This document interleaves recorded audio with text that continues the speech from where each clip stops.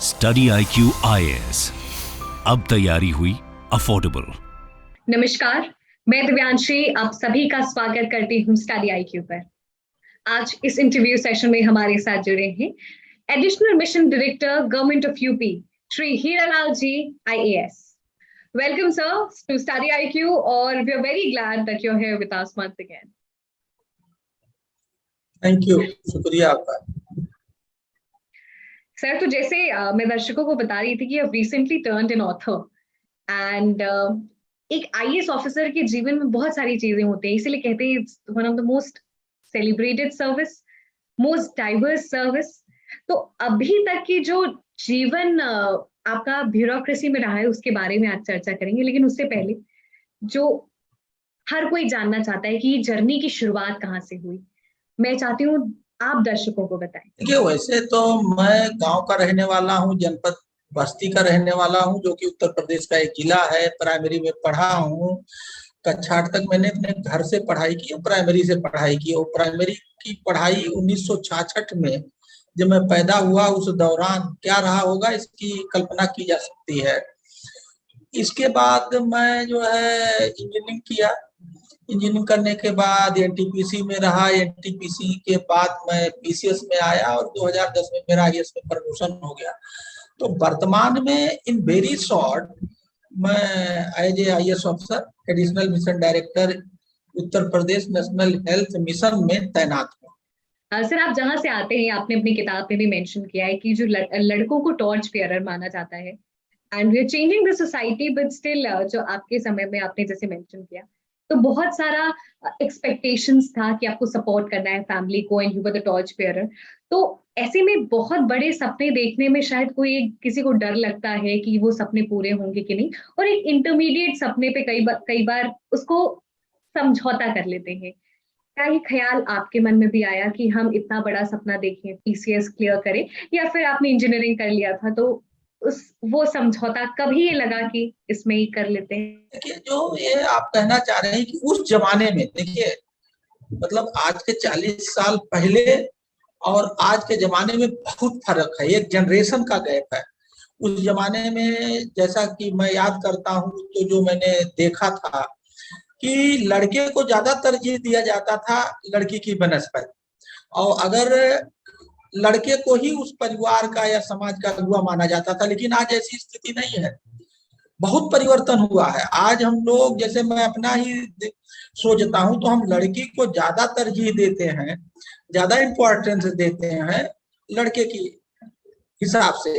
तो जो उस समय सिचुएशन थी, ये बात सही था, मैं घर में सबसे बड़ा था, तो मुझको लेकर के मेरे परिवार वालों ने सपना देखा कि मुझे अफसर बनना चाहिए और अफसर में सिविल सर्विसेज में जाना चाहिए, कुछ अच्छा करना चाहिए।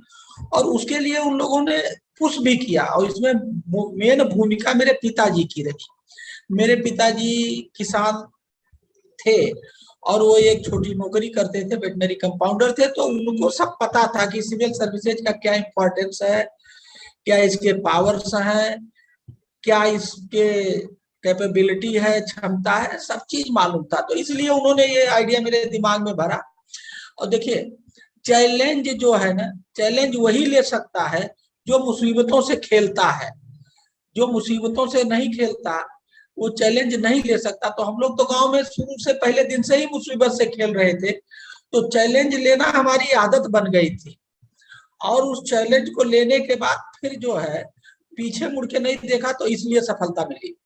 बिल्कुल सर, और आपका जो जीवन रहा है अभी तक, और हम कामना करते हैं कि आप और भी मार्गदर्शन देते रहे बहुत सारे एस्पिरेंट्स को जो UPSC PCS की तैयारी करते हैं और ऑफिसर बनने की इच्छा रखते हैं। इतना इतना डायनेमिक करियर अभी तक रहा है, कभी ऐसा लगा कि किसी चैलेंज से घबराए हो? देखिए, जिंदगी के हर मोड़ पर, और मैं तो कहता हूं कि अगर आप इमेजिन करें तो पर डे कोई न कोई चैलेंज आता है। चैलेंज का जो है ग्रेविटी कभी बहुत स्ट्रांग होता है और उसका ड्यूरेशन ज्यादा होता है, कभी ग्रेविटी जो है इंस्टेंटेनियस होती है। तो चैलेंजेस तो लाइफ में बहुत आते हैं और आए भी, और बहुत सारे जो चैलेंजेज आए उसको मैंने अपने इस किताब डायनेमिक DM में लिखा भी है। ये डायनेमिक डीएम की जो हमारी किताब है, इसमें बहुत सारे चैलेंजेस को मैंने मेंशन भी किया है। वो इसीलिए मेंशन किया है कि अगर आपको जिंदगी में कुछ पाना है और कुछ कर गुजरना है, तो आप ये मत सोचिए कि अगर आपको कोई अच्छी कुर्सी मिल गई, आप सिविल सर्विसेज में सेलेक्ट हो गए, तो ये जो ऐसा नहीं है कि ये फूलों का सेज है, ये कांटों का ताज है। यहाँ हर दिन आपको परीक्षाएं देना है और उसको पास करना है, तभी आप इसमें जो है सफल हो पाएंगे। वैसे मैंने इसमें 3-4 घटनाएं लिखी हैं कि क्या क्या चैलेंजेज आए, क्योंकि किताब में जगह की शॉर्टेज होती है। चैलेंजेज तो बहुत आए, लेकिन मैंने कुछ पिक्यूलियर घटना ही लिखी है। तो बहुत सारी घटनाएं आए और उस घटनाओं को वहां की परिस्थितियों में, वहां की तत्कालिक व्यवस्थाओं में कैसे जीता जाता है, इसी को कहते हैं कि ट्रिक्स और techniques, applying by tricks and techniques instantaneous mind of application से आपको उस सिचुएशन से, विषम परिस्थिति से निकलना आना चाहिए, तभी आप सफल हो पाएंगे। और ये प्रैक्टिस से आ जाता है। अगर आपकी नीयत ठीक है, सोच ठीक है, तो धीरे धीरे जो प्रैक्टिस होती रहती है, जिसको कहते हैं अनुभव, जैसे जैसे आपकी सर्विस बढ़ती है, अनुभव आता रहता है और आपको वो ट्रिक्स एंड टेक्निक्स आने लगते हैं। बिल्कुल सर, अनुभव की आपने बात की, तो आप बहुत सारी चीजें आप हमेशा सीखना चाहते हैं।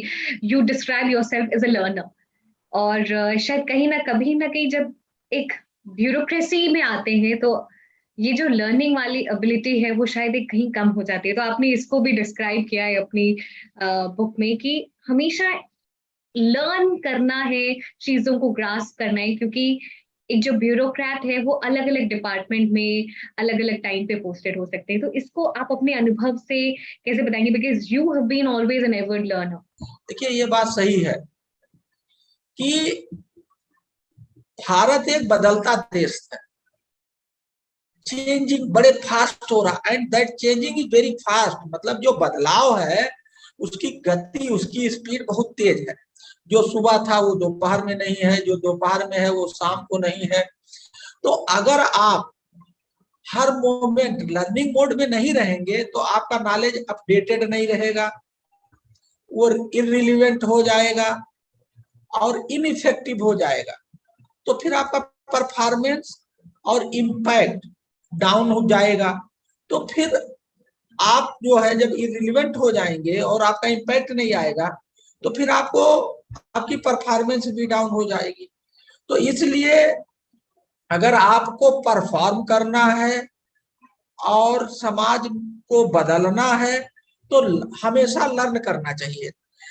एक चीज मैं यहाँ मेंशन करना चाहूंगा, यहाँ लर्निंग का क्या मतलब होता है क्लासरूम में, किताब में, कि हमने पीएचडी कर लिया, डीलिट कर लिया, सर्टिफिकेट ले लिया। ये लर्निंग जो ट्रेडिशनल लर्निंग है, ये तो लर्निंग है ही है। इसको कहते हैं पढ़ाई वाली लर्निंग। एक होता है कढ़ाई वाली लर्निंग। बहुत सारे हमारे समाज में ऐसे हैं जिन्होंने प्रैक्टिकल करके बहुत सारे लर्निंग, प्रैक्टिकल लर्निंग, व्यवहारिक ज्ञान उनके पास है। हमें उनसे भी लर्न करना चाहिए। जब हम गांव में जाते हैं तो बहुत सारे अनपढ़ हैं, बहुत सारे लोग पढ़े लिखे नहीं हैं, लेकिन उनके पास प्रैक्टिस का, ज्ञान का भंडार है, जिसको हम इग्नोर कर देते हैं।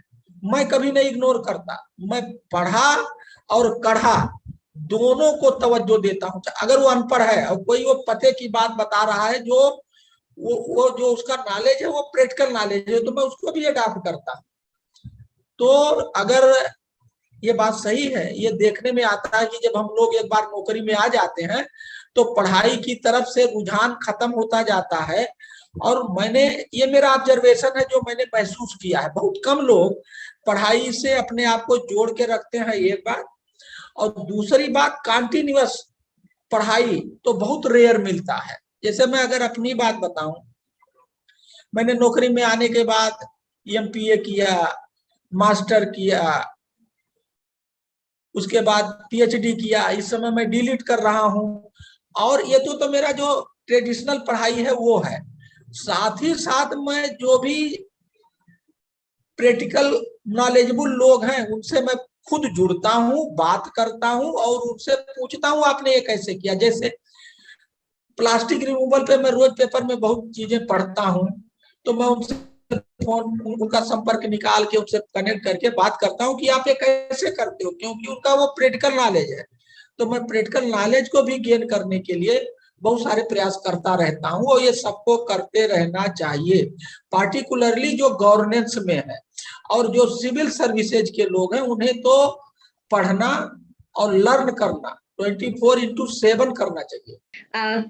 सर अभी आपने एमपीए की बात की और आपने masters in public administration America से किया, लेकिन इसके पीछे भी एक चैलेंज स्टोरी रिलेटेड है। आपको अमेरिका से इनविटेशन आया था जब आप संभल के डेप्यूटी कलेक्टर थे, प्रोफेसर बाकरी का। उस समय आपका वीजा रिजेक्ट हो गया था। उसके बाद फिर आपको एक डीओपीटी की एक स्कीम आई, उसके तहत आप जा पाए। तो वो पूरा चाहती हूँ आपको पूरे इंसिडेंट अगर बता सकें, शेयर कर सकें। How did you take it as a challenge कि जाना ही है अमेरिका? देखिए ऐसा था, मैं संभल में एसडीएम था। एक वहीं संभल में एक ब्लॉक है असमौली, वहां का एक गांव है इकरौटिया, वहां के प्रोफेसर बाकरी साहब थे। तो वो जाकर के अमेरिका में बस गए। तो उनका भी बचपन उसी गांव में अभाव में बीता था। तो अपने गांव में उन्होंने एक इंटर कॉलेज खोला था। जब वो यहाँ आए इंडिया अपने गांव, तो उन्होंने मेरे वर्क के बारे में सुना, तो वो मेरे से मिलने आए। उन्होंने कहा मैंने आपके काम के बारे में बहुत सुना है और आप बहुत अच्छा काम कर रहे हैं, मैं आपको इनवाइट करता हूँ कि आप अमेरिका आइए, मेरे घर पे रहिए और देखिए अमेरिका क्या है, कैसे विकसित देश है, तो आपको अच्छा लगेगा। उनके इनविटेशन पे उस समय जो है एनओसी नहीं मिलता था। एनओसी बड़े मुश्किल से मिला, उसका भी जिक्र मैंने अपने किताब में किया है। उसके लिए भी बड़ी मुश्किलात हुई। जब एनओसी मिल गया, मेरा पासपोर्ट बन गया, तो फिर जब मैंने वीजा के लिए अप्लाई किया तो मेरा वीजा रिजेक्ट कर दिया गया। और उन्होंने अपने एमपी से, अमेरिका के जो उनका एमपी था उससे शिकायत की। उनके उस एमपी ने एम्बेसी को भेजा, तो वो घिसा पिटा जवाब जो होता है वही आया। उसका जवाब भी उन्होंने मुझे भेजा, जैसे घिसा पिटा जवाब होता है वैसे घिसा पिटा जवाब मिला था। तो वो मेरे लिए एक बड़ा चैलेंजिंग था कि अब तो अमेरिका जाना ही जाना है। मतलब ये जो घटना हुआ, एनओसी का ना मिलना, वीजा का ये कैंसिल होना, वो कहीं ना कहीं मेरे दिमाग में एक चैलेंज पैदा किया और उसी चैलेंज ने मुझे एमपीए कराया, मैं तो यही कहूंगा। और इस एमपीए की जो फाउंडेशन है और अमेरिका जाने का जो ललक मेरे मन में पैदा किया, वो प्रोफेसर बाकरी हैं। अब वो इस दुनिया में नहीं है, उनसे मेरे पारिवारिक संबंध हैं, उनके बच्चे मुझे अपना गार्जियन मानते हैं। बड़े ही नेक इंसान थे। अपने गांव में गर्मियों में अमेरिका की सारी सुविधा छोड़ के अपने गांव में आते थे, इंटर कॉलेज खोला और पूरे एरिया की पढ़ाई पे बड़ा ध्यान देते थे। ये बात मैंने उनसे सीखी और सबको अपने मिट्टी से जुड़ करके उसका कल्याण करना चाहिए, पे बैक टू सोसाइटी करना चाहिए। इसके वो बहुत बड़े उदाहरण हैं। प्रोफेसर बाकरी अब इस दुनिया में नहीं है, थे। सर आपने इलेक्शन 2019 इलेक्शन के दौरान एक बहुत ही महत्वपूर्ण और ऐसा काम किया जिसकी बहुत अप्रिसिएशन हुई। प्राइम मिनिस्टर ने भी की और इलेक्शन कमीशन ऑफ इंडिया ने भी की। और यही कहते हैं जो महत्वपूर्ण कार्य आपका रहा है, अगर हम हमारे साथ आप शेयर कर सकते हैं जो भी चैलेंजेस आए and how were you able to make such an impact? देखिए 2019 में जो लोकसभा का इलेक्शन हुआ, उस समय मैं कलेक्टर था बांदा में। और जो कलेक्टर होता है चुनाव में, वो कलेक्टर की भूमिका में नहीं होता है, वो डिस्ट्रिक्ट इलेक्शन अफसर हो जाता है। तो उस समय हमने वोटिंग परसेंटेज बढ़ाने के लिए एक अभियान चलाया और उसमें हमने एक टैग लाइन दिया था 90% प्लस हो मतदान, बांदा बने देश की शान। और हमने पूरे इलेक्शन को 2 महीने के अंदर एक उत्सव में कन्वर्ट कर दिया। यही इलेक्शन कमीशन चाहता है। इलेक्शन कमीशन चाहता है कि हंसी खुशी के माहौल में इलेक्शन हो, शांति पूर्वक हो और वोटिंग परसेंटेज खूब बढ़े। मई में चुनाव था, गर्मी चरम पे, बुंदेलखंड में गर्मी वैसे भी चरम पे होती है।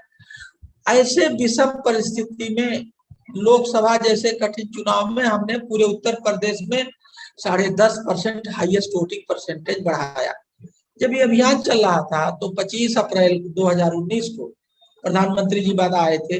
उन्हें कहीं से ये अभियान, इस प्रयास के बारे में पता था, तो उन्होंने अपने भाषण की शुरुआत हमारे इस प्रोग्राम की तारीफ से किया था।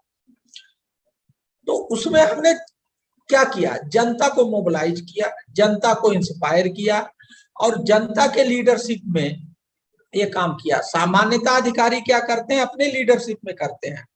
हमने पब्लिक पार्टिसिपेटरी, जन सहभागिता के माध्यम से, जनता की अगुवाई में, जनता के द्वारा और जनता के सहयोग से ये काम किया। इसलिए हमें ये सफलता 10.5% का मिला, जो कि अपने आप में एक बहुत बड़ा रिकॉर्ड है। मुझे नहीं लगता कि आने वाले दिनों में इस रिकॉर्ड को कोई तोड़ पाएगा, ये ऐसा मेरा विश्वास है। सर, जनता की पार्टिसिपेशन की बात की तो जो मेरा दूसरा प्रश्न है वो जनता की पार्टिसिपेशन से ही है। You have mobilize the public, आपने पब्लिक के लीडरशिप में काम किया, अगर मैं इस तरीके से रख सकूं तो। You are called as people officers just because of your same principle की public is the leader and I am the enabler. बहुत बहुत सारा वाटर कंजर्वेशन, प्लास्टिक रिफॉर्म्स आपने अपने डिस्ट्रिक्ट बांदा में बहुत सारी चीजें की। How are you able to do this? ऐसा है कि अधिकारी का काम ही यही है कि जनता की अगुवाई में, जनता के सहयोग से और जनता के द्वारा काम करे, जिसको कहते हैं जन सहभागिता से काम को करना। तभी आम जनता उसका ओनरशिप लेगी, और जब ओनरशिप लेगी तो वो उसमें इन्वॉल्व होगी, पार्टिसिपेट करेगी, तभी उसका इफेक्टिव रिजल्ट आएगा। ये करने के लिए आपको जनता का ट्रस्ट जीतना पड़ेगा, सिंपल सी बात है। जब जनता को ये लग जाएगा कि जिलाधिकारी या कोई अधिकारी हमारे लिए जीता है, अपने आराम को त्यागता है, मेहनत करता है, वो दिल दिमाग एक अच्छी सोच से, एक अच्छी नीयत से मेहनत करके हमारी समस्याओं को खत्म करने के लिए लड़ता है, तो जनता का विश्वास आपके हाथ में आ जाता है। ये काम बहुत कठिन है, इसमें कोई दो राय नहीं। ये कहने सुनने में तो आसान है, कठिन है, और वो एक दिन में नहीं होता, ये स्टेप बाय स्टेप होता है। Confidence building, winning the trust of the public is a gradual process.